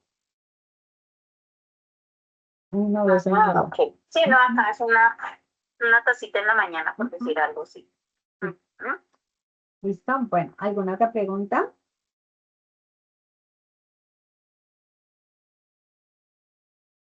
Ok. Bueno, entonces muchísimas gracias a todos por haber estado en este podcast. Me agrada mucho de que les haya parecido útil, que les haya gustado. Y ya saben que me pueden contactar por el WhatsApp si les interesa, por ejemplo, el curso de chocolatería saludable o el curso para aprender a comer más saludable. Por ejemplo, hoy estuve haciendo ese curso para unas personas y ese curso tiene varias modalidades. Se puede hacer como un día intensivo o se puede hacer una parte que sea virtual y la parte práctica de preparar las recetas presencial. Estuvimos desde las 9:40, 9 de la mañana más o menos, 9 y algo, hasta la 1, haciendo puras preparaciones. Y la otra parte de las explicaciones, la hicimos virtual en 2 sesiones. ¿Ya? Entonces, si es que les interesa, pues me pueden contactar. También hay un libro en el que también están estas pautas y está como el súper personalizado y el que es más general. Entonces, ya saben, por si les llama la atención. Ay, a mí sí me llama mucho la atención. Listo. Entonces ya te contacto por el interno. Yo creo que ya mañana, porque ya son las 9, ajá, y seguimos hablando al respecto. ¿Listo? Bueno. Encantada, pues. Y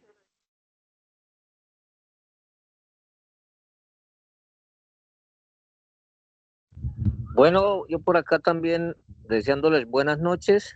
Quiero darles muchas gracias por este diálogo. ¿Listo? Muchas gracias, Hermídez. Y Perdón también gracias. que no estuve participando mucho porque pues he estado trabajando acá en el tema de chocolates. Pero sí atento a todos los comentarios, a todas las enseñanzas que nos aporta usted en estos eventos.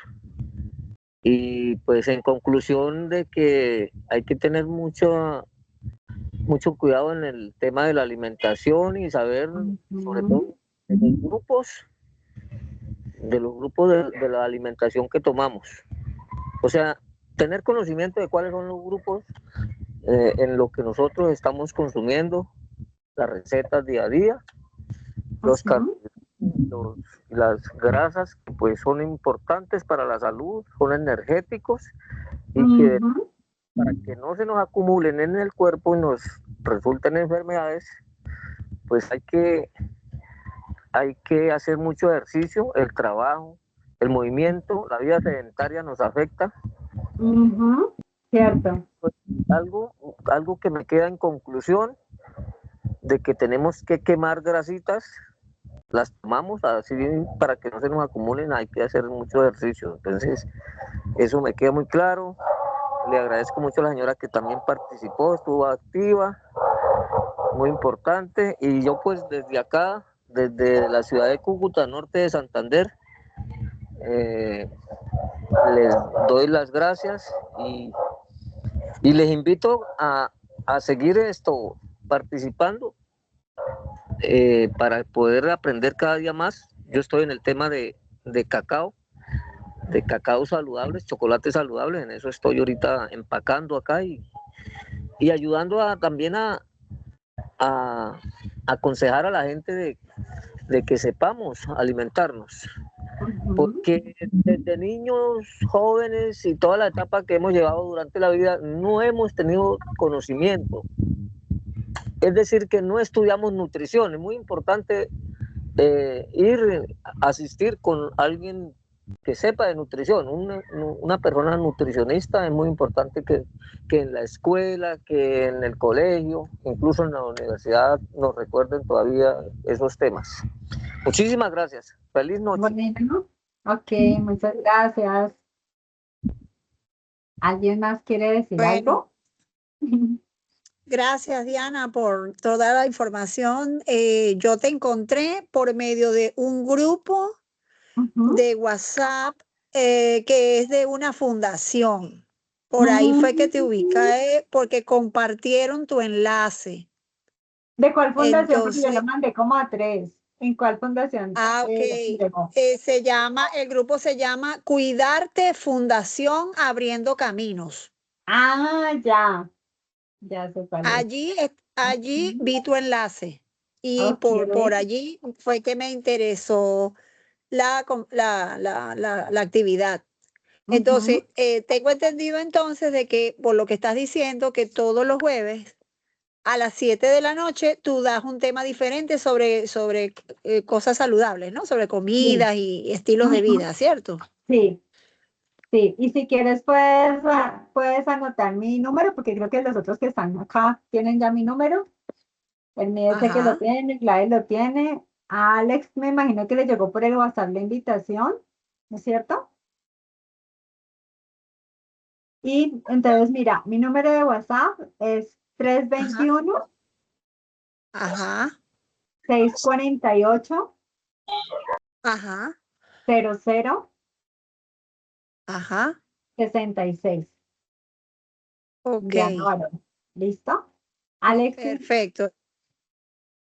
Alexis, ¿cómo te llegó la invitación? ¿Sí fue por el WhatsApp? Buenas noches, mi nombre es Ali Gerazo. Pues Ok. no, pues en realidad no sabía de la existencia de esta actividad. Me, me dio a conocer la compañera Ivette, que Ah, ok.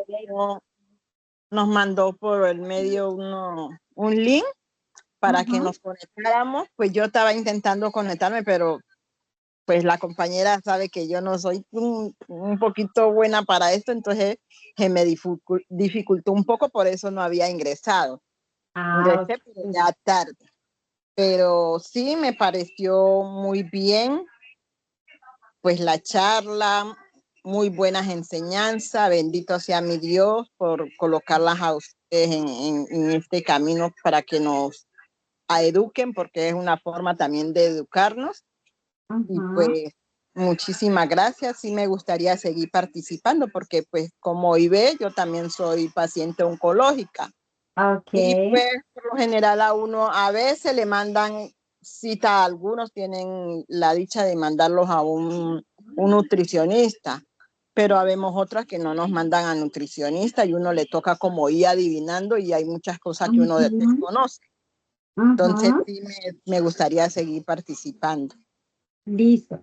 ¿Ya notaste mi teléfono? Sí, señora. Listo. Entonces, escríbanme las dos para yo tenerlas en mis contactos y también cuando haga los podcasts, igual pues les mando la invitación porque pues por si acaso cuando lo mando a la fundación no lo pasan o algo, pues ustedes igual ya tienen cómo contactarme. ¿Listo? Igual, Diana, me gustaría que nos hiciera un favor, bueno, de Ujú, mi parte, que ujú. usted nos pudiera como mandar, no sé, recetas como para uno, comidas que uno puede hacer durante el día o semanas y así para uno ir, Ajá. porque pues Bueno. uno, o sea, el oncólogo le dice, no, usted puede comer tal cosa o no puede comer esto, entonces uno se limita como a esa parte, pero en Ujú, realidad uno no está sabiendo realmente como qué son los alimentos que real debe comer, consumir y que le vaya ujú, a hacer bien para nuestro organismo y cuáles no, ujú. ¿ya? Bueno, Entonces, pues, mira que en la parte, en la parte oncológica específicamente, mm, lo primero es ayudemos a nuestro cuerpo comiendo cosas naturales. Entonces, todo lo que sean esas cosas de paquete, elimínalas, que le haces un gran favor a tu cuerpo. Ya vimos que otras cosas eliminar en la clase de hoy de lo del azúcar, esos aceites de mala calidad, comer muy natural, cocinar las frutas y verduras poquito tiempo o comérselas crudas para que aprovechen más los nutrientes. Hay unos alimentos que ya hay estudios que demuestran que contribuyen a, a curar un poquito, no totalmente, pero sí son un plus, como por ejemplo la guanábana, ¿sí? Entonces la guanábana tiene ciertas sustancias que ya se ha estudiado que contribuyen a disminuir un poco el cáncer. Entonces, el consumir guanábana y las hojas del árbol de guanábana, hacerlas en infusión, también es un alimento recomendado. Todos los alimentos que sean antioxidantes, como por ejemplo la cúrcuma, como los frutos rojos, como por ejemplo lo que es el arándano, entra dentro de esa categoría. Los alimentos que tengan vitamina C, como el maracuyá, la mora, la guayaba, los cítricos. La vitamina C también es muy buena para la regeneración celular. Incluso hay pacientes oncológicos que como parte de su tratamiento en la medicina alternativa, les hacen tratamientos donde les suministran al cuerpo dosis altas de vitamina C. ¿Ya? Pero tiene todos unos protocolos de cómo lo hacen pues los especialistas en la salud que manejan eso. Y no quiere decir que la vitamina C solita ya los vaya a curar, pero sí es una ayuda grande para el sistema inmune. Entonces ahí es parte del tratamiento que algunas personas hacen y ustedes pues comiendo ese tipo de alimentos pues también le están ayudando al cuerpo. Otra cosa súper importante de eliminar es todo lo que son pues para todo el mundo es malo, pero pues ustedes específicamente con más razón. Todo lo que sean esos jamones, salchichas, todas esas carnes frías tienen sustancias que ya está demostrado científicamente que son cancerígenas. Entonces, todo eso, si no lo consumen, mejor. Todo lo que son chorizos, también la gran mayoría de chorizos que hacen también tienen nitrilos, que son sustancias tóxicas. Solamente si usted, por ejemplo, sabe de alguien que sí los hace y no le echan nada de esas cosas tóxicas, de lo contrario es recomendable no tenerlos. Ahora, algo que también a veces a los pacientes oncológicos les recomiendan es como disminuir un poco el consumo de lácteos, porque los lácteos acidifican un poco el cuerpo. Y cuando el cuerpo está tirando a ser ácido, pues eso es como que favorece eh, el que más fácilmente las células cancerígenas se reproduzcan. ¿Qué otra, como que otra recomendación que tenga que ver con la parte de... Ah, bueno, los alimentos también es importante que cuando se cocinan no los dejemos que queden retostados. Por ejemplo, hay mucha gente que ya tiene por costumbre coger y cuando hace, por ejemplo, las arepas, las deja hasta que tienen pedacitos que estén negritos. Nosotros no debemos comer cosas que tengan ya cosas carbonizadas porque eso no es bueno para la salud y es una de las cosas que contribuye en el largo plazo al cáncer, ¿ya? Entonces, eso también es importante. La parte mental es muy importante porque hay varios estudios que muestran que hay una relación entre los niveles de estrés sostenidos en el tiempo y el cáncer. Y adicionalmente, entonces, ¿cómo pueden disminuir como los niveles de estrés? Meditando. Entonces, ustedes pueden entrar a YouTube y mostrar meditaciones de relajación, meditaciones de sanación. Entonces, entre ustedes más relajado tengan el cuerpo, entonces eso también es bueno en general para la salud y con más razón para la parte como oncológica. Y el consumir agua que sea de manantial, por ejemplo, en Colombia hay agua que se llama agua manantial y se llama así porque literalmente es embotellada de un manantial. Entonces, el agua que es de manantial o que viene en filtros donde se ha mineralizado, esos minerales también son buenos para las células y para la parte del cáncer. Algunos doctores disminuyen el consumo de carnes rojas un poco, que porque eso también tiende a acidificar un poco el cuerpo. Entonces hay algunos que a veces disminuyen un poquito ese consumo. Que dicen que, por ejemplo, solamente una vez en la semana, entonces mejor comer pescado, pollo, así. Esas son como las recomendaciones que en este momento se me vienen a la mente en la parte oncológica. ¿Listo? Ah, bueno, Diana, muchísimas gracias, ¿oye? Con mucho gusto. Gracias, Diana, me tengo que retirar. Bueno, Muchísimas gracias por tu información. listo, que Gracias. estén bien, que descansen. Chao.